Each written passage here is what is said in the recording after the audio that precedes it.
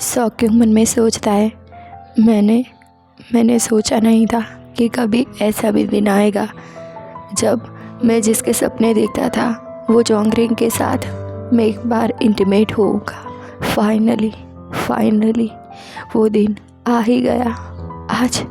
आज हम दोनों ने वो कर ही लिया जिसके सिर्फ और सिर्फ मैं सपने देखता था। सौक्योंग बहुत ही ज़्यादा शॉक हो गया था और ये सारी चीज़ें उसके लिए सरप्राइज़ हो गई थी। उसकी आंखें बड़ी बड़ी हो जाती है। रियलिटी को एक्सेप्ट करने की कोशिश करता है वो कि सच में उसके साथ ये सब हो रहा है। कहाँ एक रेड मैंशन में छोटी सी कोठी जैसी मिनी मार्ट चलाने वाला एक छोटा सा लड़का, और कहाँ पूरा रेड मैंशन चलाने वाले मालिक का बेटा। अब जोंगरिंग का भी ख़त्म हो गया था।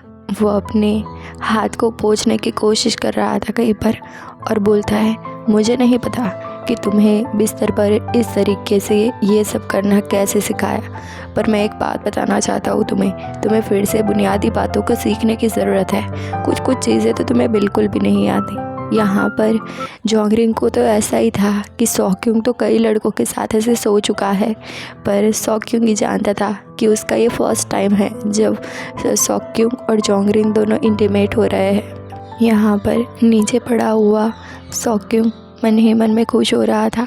खुशी के आंसू आ रहे थे और उस जगह पर उसे दर्द भी हो रहा था, तो वो विलाप कर रहा था, रो रहा था।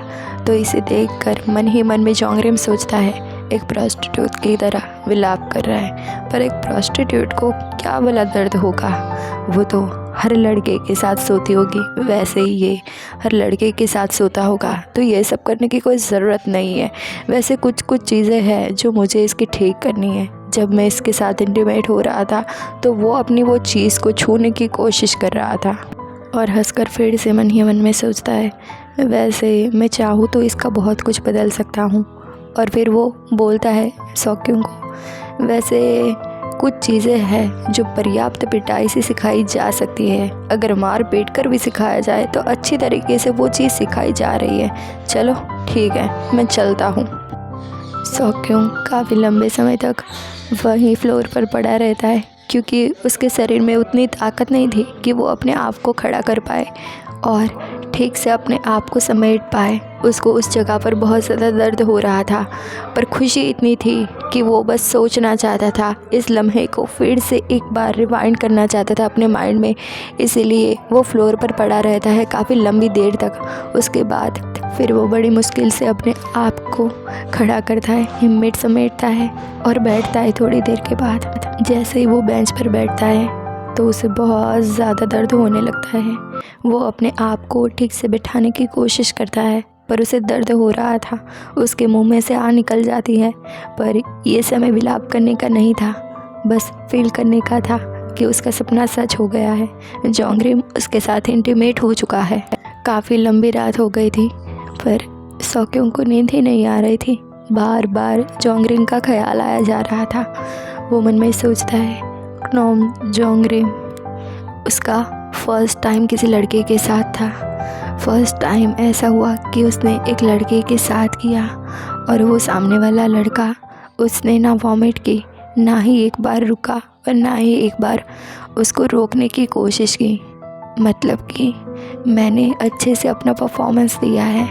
मैंने पहली बार मेरा होते हुए भी उल्टी नहीं की, और ना ही मैंने उसे रोकने की कोशिश की। इसका मतलब उसे अच्छा लगा होगा।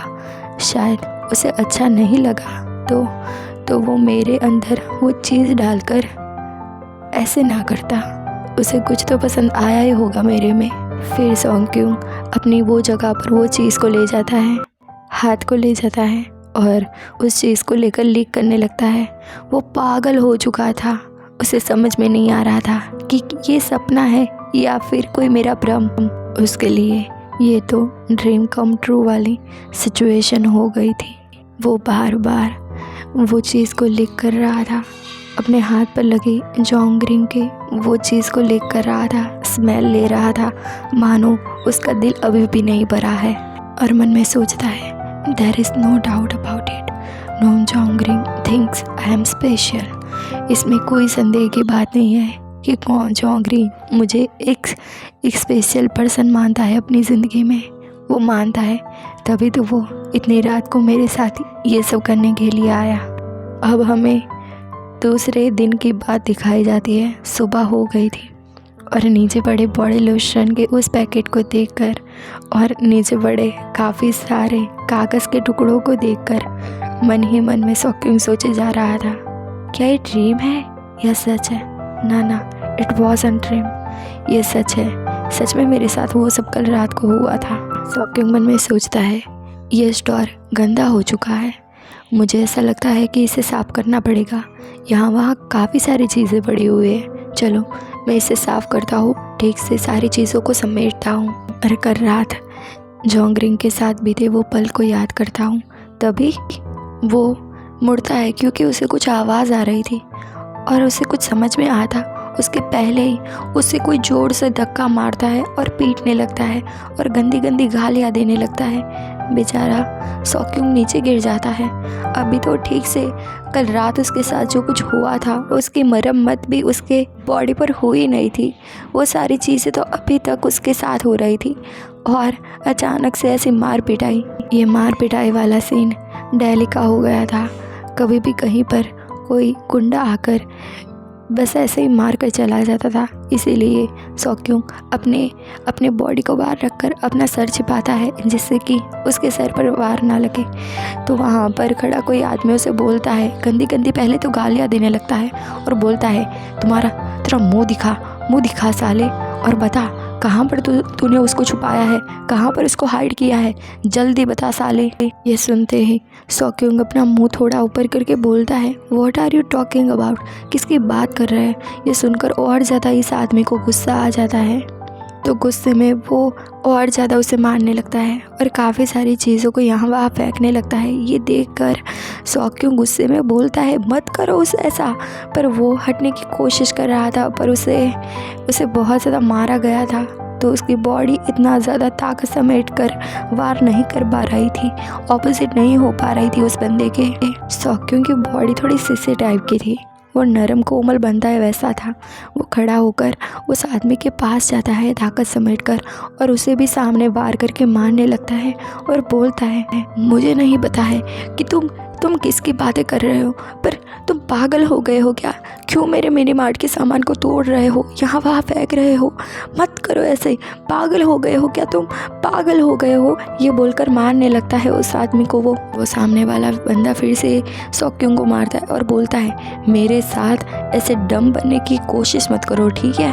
तुम्हें सब कुछ पता है, कहाँ पर छुपाया है तुमने? फिर वो बंदा अपने बॉडीगार्ड को आदेश देता है, इस लड़के को लेकर आओ, जल्दी करो, और गाली देता है गंदी वाली और बोलता है, पकड़कर इसको अंदर लेकर आओ, उसको मिलाना पड़ेगा उससे।